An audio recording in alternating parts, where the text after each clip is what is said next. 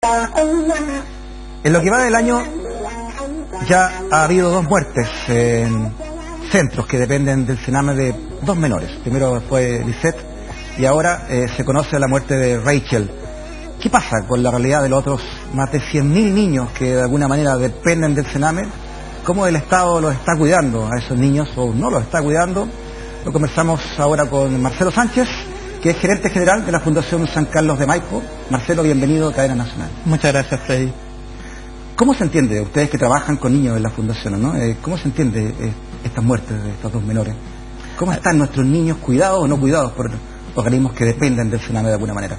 Yo creo que hay que, en primer lugar, contextualizar qué es lo que significa hoy día ser niño en Chile. Prácticamente 1 de cada 5 niños que nacen en Chile nace en situación de pobreza. Y si tú naces en la Araucanía, 1 de cada 3 niños nace en situación de pobreza. 1 de cada 3 en la Araucanía. 1 de cada 3 en la Araucanía. Tienes 4.000 niños, en cifras que son una estimación del año 2004, por ahí. Tienes 4.000 niños que son explotados sexualmente, todos los años en nuestro país. ¿De qué edad estamos hablando? Estamos hablando hasta menos de 17 años, de 17 años para abajo, y en un rango que va desde los 9 años en adelante. O sea, pero niños tú me estás diciendo que hoy en Chile hay 4.000 niños entre los 9 y los 16 años que son explotados sexualmente. Hay 4.000 niños. Y eso es una estimación conservadora que se hizo en un estudio de la OIT por ahí por los años 2007, 2006, que hoy día con el fenómeno de las migraciones y con el fenómeno de la trata, etcétera, podría estar aumentando dramáticamente. También te encuentras con 3.000 niños que viven en situación de calle. Te encuentras con 150.000 niños que están abandonando el colegio. Te encuentras con 150.000 niños también que están siendo consumidores de droga y están iniciando una carrera que les va a llevar a ser consumidores problemáticos probablemente a 25 o 30.000 niños. Muchos de ellos se van a involucrar en situaciones delictivas. Entonces, ¿qué estamos nosotros como país desarrollando en materia de infancia que permita cuidar, que permita proteger de manera efectiva? Fíjate que Chile el año 90 ratificó la Convención de los Derechos de los Niños. Y hasta el día de hoy no tenemos una ley que proteja, una ley que garantice los derechos de la infancia. Está en discusión en el Parlamento con más de 600 indicaciones. ¿Y por qué? Porque básicamente es una ley que no incorpora presupuesto, que no se preocupa de la ley de protección especial, que no trabaja con la institucionalidad. Entonces, la pregunta es, ¿el tema de la infancia vulnerada en Chile es solamente un tema de Sename? Yo sé que durante estos días le hemos dado duro a Sename. Pero en el caso de ustedes, por ejemplo, la Fundación San Carlos, que ustedes, ¿quién reciben dinero? ¿Cuántos niños?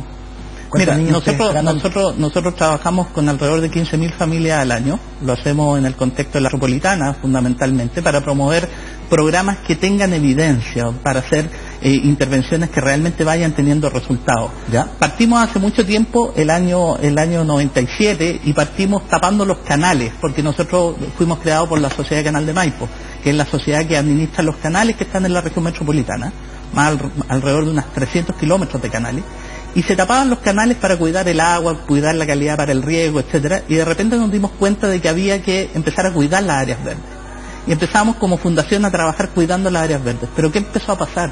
Llegaron los niños en situación de calle. Y ahí tú tenías 2 opciones. O decir, mira, ¿sabes que vamos a seguir tranquilos acá por la vía, tapando canales y haciendo áreas verdes? O empezamos a mirar cuál es la realidad de esta infancia que está vulnerada. Y empezamos a trabajar con los primeros programas que se hicieron en Chile sobre los niños en situación de calle. Levantamos el primer observatorio que dio origen a que en el censo de personas en situación de calle se comenzara a hablar de infancia. Antes no se consideraba la infancia.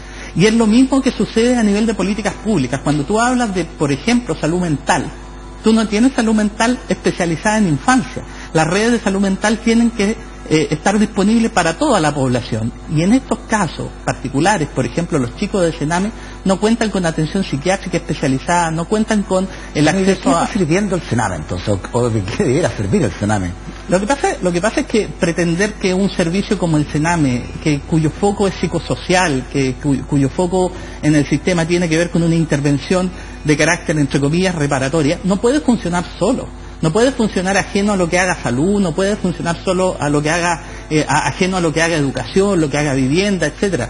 Los chicos que llegan al Sename llegan por condiciones de exclusión brutales, por condiciones que en su seno familiar, en su entorno donde hay violencia, donde hay drogadicción, etcétera, donde muchas veces esos chicos nacieron ya con un daño orgánico, producto del consumo problemático de droga y alcohol de sus padres.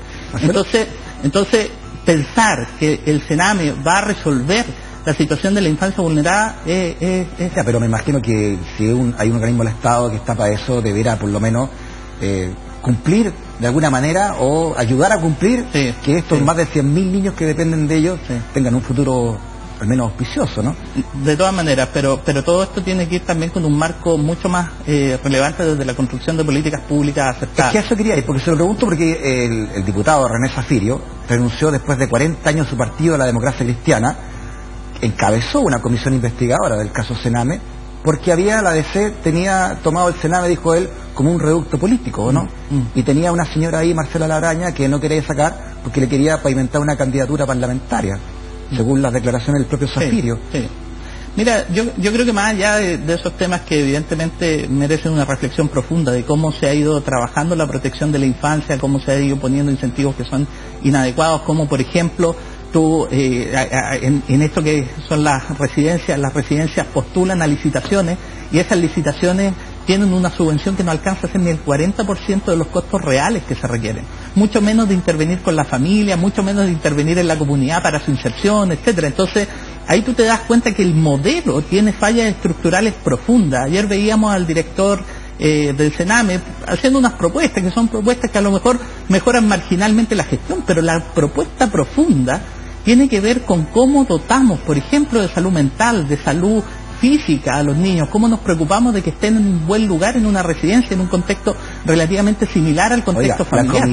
La comisión de investigación, entre las tantas cosas que desnudó, ¿no?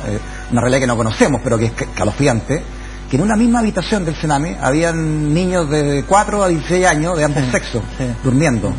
O sea, es un caldo de abuso sexual tremendo. Bueno, y hay otro tipo de situaciones. Fíjate que en la ley penal adolescente, los niños que son imputados bajo la ley 20084, que es la que regula el régimen penal de los niños que delinquen hasta los 18 años, o sea, desde 14 a 18 años, en donde ellos tienen este régimen especial porque la idea es que se rehabiliten, se logren reinsertar, no es solamente una sanción punitiva. Pero ¿qué pasa con los niños de menos de 14 años que se involucran en delitos? O la gran mayoría son enviados a la casa porque no hay oferta programática especializada en los inimputables, en los menores de 14 años, y algunos de ellos terminan en centros de Sename, coexistiendo con otros niños. Entonces, aquí hay una situación súper compleja, muy grave, que tiene que ver con la inmensa desprotección, bajo esta ilusión de protección que tiene el sistema residencial. Claro. Y donde nosotros tenemos que avanzar es a proveer a los niños de ese derecho a vivir en familia. Ya, pero ¿cómo avanzamos? Porque ya la ley ya tiene más de una década, para que no se ocurran estas mezclas, como usted dice, niños que delinquen con niños que están solamente por abandono o incluso por maltrato. Y esos niños maltratados se juntan con otros que están por delinquir.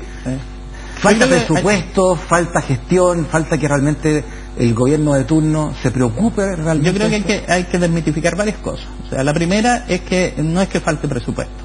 Fíjate que si tú analizas la ley de presupuesto del año 2015, o sea, la ejecución presupuestaria del año 2015, la DIPRE hizo un análisis respecto de 16 programas, un muestreo de 16 programas. De esos 16 programas que analizaron, 11 programas salieron rechazados. ¿Sabes cuánto costaban esos 11 programas? $600 millones. Piensa que solamente el hecho de poder desinternar a los niños que están en residencia anualmente tiene un costo del orden de 100 a 150 millones de dólares, con distintos componentes. O sea, gestión es el problema, entonces, no es recursos. Lo primero, sabemos que recursos no es el problema. O sea, por la vía administrativa se pueden proveer. Porque... Así que, por lo tanto, hay que descartar el tema de los recursos. Y no es tampoco una cantidad exorbitantemente alta como para que no nos pongamos las pilas respecto a la provisión de esos recursos. Y un llamado ahora, que estamos con el presupuesto exploratorio, que se está definiendo la ley de presupuesto del año próximo, que en septiembre se va a presentar. Tenemos que empezar a incorporar esta variable que permita la desinternación de los niños. Pero ¿cuál es el problema más serio o el problema más grave? Tiene que ver con la capacidad de gestión. Esos niños que están en las residencias, una parte importante de esos niños, alrededor de un 30%, no tienen facilidad para poder volver a su familia de origen, ni tampoco han podido trabajar, y en el mejor de los casos, si es que lo han hecho, con programas de reunificación familiar, no ha sido posible poder sacarlos de esa residencia. Porque están más grandes, porque tienen dificultades mucho más serias, porque tienen problemas de salud mental o salud física, etcétera. Para esos niños hay que crear un sistema donde las mismas residencias cumplan otros estándares, no tenemos que tener residencias de 100 niños, tenemos que tener residencias de 10, de 12 niños, donde puedan vivir en un contexto familiar.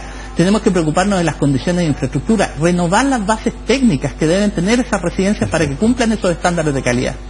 En 10 segundos, Marcelo, la gestión de este gobierno en el tema de la infancia, ¿usted cómo la cataloga? Yo creo que ha sido mucho de levantar institucionalidad. Yo valoro estos 3 proyectos que se han presentado, el sistema de garantía, la subsecretaría y también el defensor del niño, que se han enviado, que se ha hecho este intento de enviar. Pero creo que hay muchos problemas de implementación, que no se han logrado los objetivos que realmente se quieren, que en esta base de crear un sistema de protección y de garantías de derechos estamos fallándole nuevamente a los niños y que no nos hemos hecho cargo de lo más importante, los niños que están en riesgo, que están en esta situación grave de vulnerabilidad. Y un llamado a que este gobierno cambie el escenario, que se preocupe hoy día de los niños que están internados en el Sename, de proveer y de fortalecer el sistema de familias de acogida, de agilizar la ley de adopciones, de preocuparnos de generar opciones para que esos niños puedan volver a vivir en familia. Gracias, Marcelo. Muchas gracias. Muy bien. Que esté muy bien.